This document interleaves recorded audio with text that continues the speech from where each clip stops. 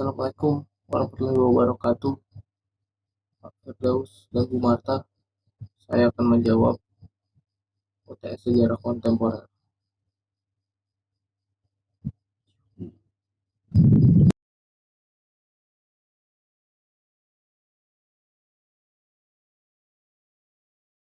Setelah Perang Dunia Kedua, muncul dua kekuatan blok, yakni Uni Soviet dan Amerika Serikat, yang mana terjadi persaingan yang sangat ketat antara kedua negara itu. Seperti kita tahu, mereka adalah negara-negara pemenang pasca Perang Dunia Kedua. Kenapa akhirnya salah satu langkah yang dipilih untuk melakukan proxy war antara kedua kubu tersebut, karena kalau kita melihat pada perang sebelumnya, Perang Dunia Kedua, itu menimbulkan kerusakan yang sangat besar di Eropa, secara ekonomi, tanah, bahkan secara sosial pun itu cukup uh, parah kondisi Eropa saat itu. Dan juga setelah 1945, Eropa itu sedang ingin dipulihkan, salah satunya oleh Amerika dan Soviet. Kenapa akhirnya perang proksi yang dipilih? Mungkin karena itu adalah salah satu cara yang paling cocok.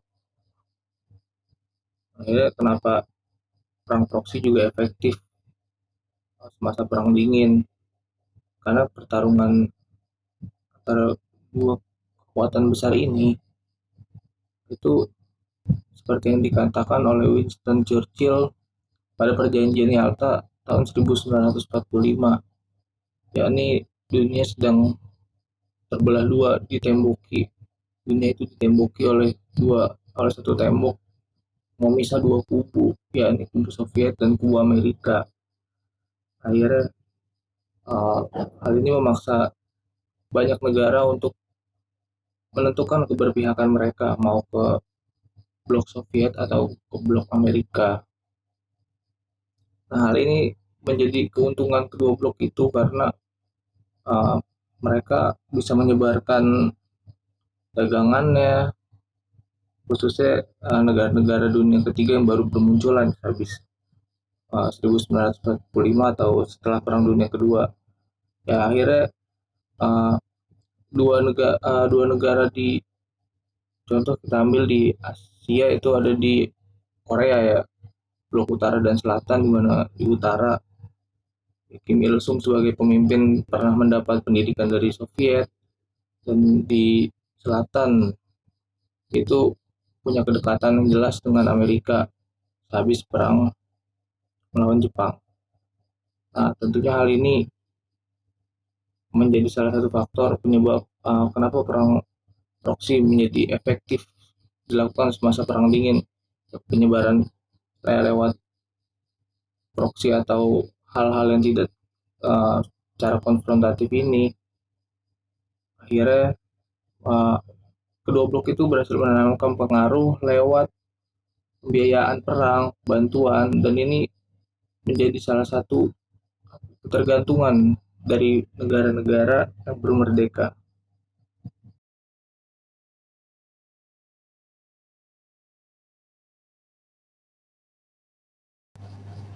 Dampak perang dingin telah menjalar hingga ke daratan Asia yang notabene baru sebagai negara-negara yang baru bermunculan. Ya, ini pada Perang Korea di tahun 1950 sampai 1953, dan diikuti oleh Perang Vietnam 1955 sampai 1975. Uh, dari rentetan peristiwa ini tidak dapat dipungkiri adanya keinginan pembacaan dari Joseph Stalin yang melihat bahwa mau memenangkan Republik Rakyat Tiongkok pada 1949. Hal ini yang tidak dilewatkan oleh Stalin dalam membaca bagaimana nantinya perang dingin ini berlangsung di kawasan Asia. Oleh karena itu dia tidak ingin kehilangan uh, momentumnya di Korea. Jadi uh, setelah mau menang, Stalin menganggap uh, bahwa negara-negara di dekatnya itu penting untuk dimasukkan ke dalam paham ideologinya yaitu komunis. Nah, itu juga akibat kenapa itu menjadi titik penting di Korea dahulu itu karena Stalin juga menganggap di Eropa Uni Soviet sudah terlampau gagal gitu dalam perkembangannya membangun kembali Eropa, di mana modal Amerika yang memang sudah unggul secara industri sangat sulit untuk dikalahkan. Jadi dia memilih untuk membuka lahan baru di Korea dan akhirnya nanti berlanjut ke Vietnam. Nah, setelah adanya dukungan dari Mao ini, Stalin baru berani gitu untuk membantu Korea dan selanjutnya mendesak Ho Chi Minh untuk melakukan pemberontakan melawan Prancis di wilayah Indochina. Ya, kalau salah satu perkataan Eisenhower pada 1954 yang menggunakan metafora perang dingin ini dengan teori dominonya di mana uh, ya kalau satu daerah sudah dikuasai satu kawasan itu satu yang terjangkit komunis atau kapitalis maka seperti bermain domino itu kalian ngeklik peruntukannya akan cepat.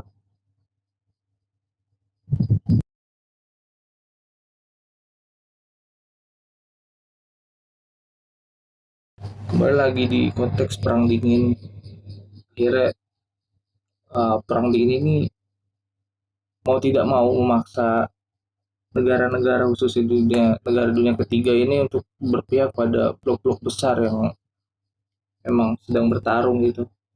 Tapi uniknya di sini pada tahun 1947 di Inter-Asia Relations Conference di New Delhi, Indonesia menyatakan sikapnya sebagai sebuah negara yang diutarakan oleh Sultan Syahrir yaitu bahwa mereka menganut sistem politik bebas aktif, di mana sikap bebas aktif ini tidak diartikan Syahrir atau didefinisikan bukan sebagai sikap yang netral, tapi sikap bebas aktif ini ya Indonesia mempunyai kebebasan untuk menentukan sikap internasionalnya tanpa keterikatan dua blok manapun.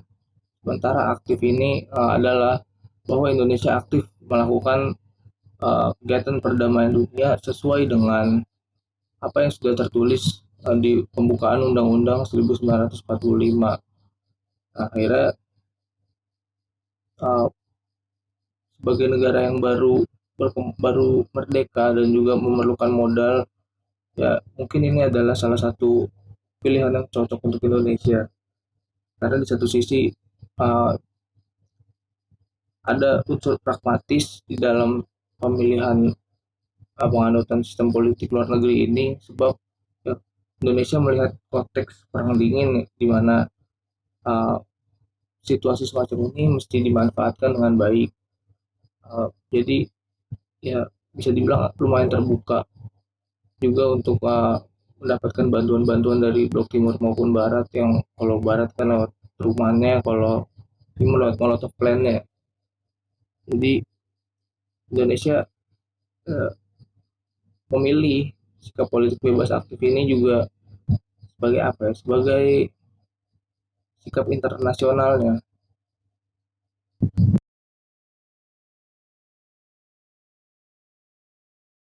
Pada 1955, negara-negara di kawasan Asia dan Afrika berkumpul di Bandung guna mendorong proses dekolonisasi yang terjadi di negara-negara mereka dan juga memperkuat hubungan solidaritas antar negara-negara yang baru merdeka setelah Perang Dunia Kedua. Nah, akhirnya uh, dari konferensi Asia Afrika ini menyepakati satu itu dasar sila Bandung yang dimaksudkan sebagai prinsip-prinsip bagi dasar penyelenggaraan hubungan kerja antar bangsa-bangsa.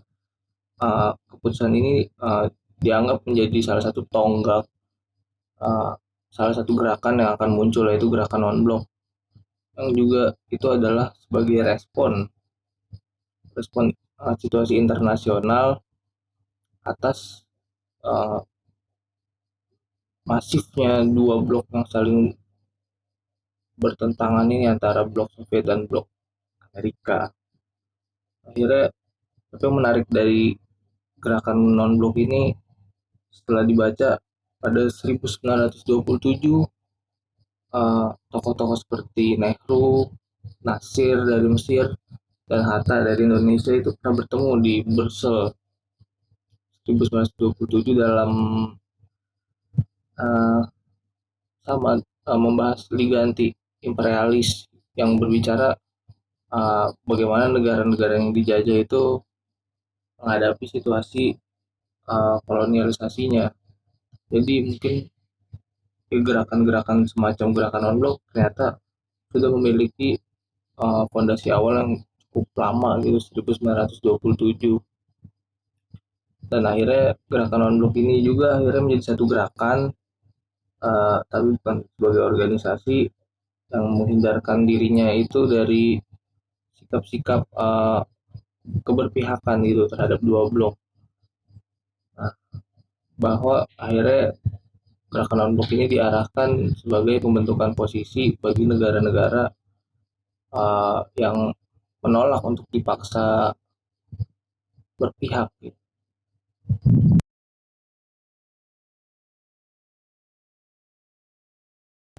Perbedaan yang jelas di saat pembentukan organisasi-organisasi di kawasan Eropa secara regional maupun di Asia atau Asia dan Afrika, di mana perbedaan yang sangat jelas ini, di mana Asia dan Afrika ini adalah negara-negara yang baru dan membutuhkan solidaritas antar kawasan yang kuat untuk membangun satu poros. Sementara di Eropa itu mereka berfokus pada pemulihan, berbicara tentang ekonomi.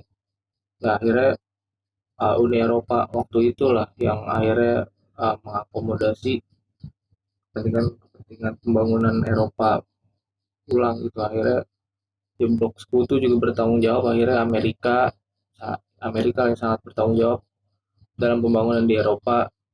Itu satu perbedaannya itu di mana ya Asia itu baru mau dibangun, Asia dan Afrika itu baru mau dibangun. Nah, di Eropa itu sudah berbicara tentang pemulihan ekonomi dan integrasi politik kawasan.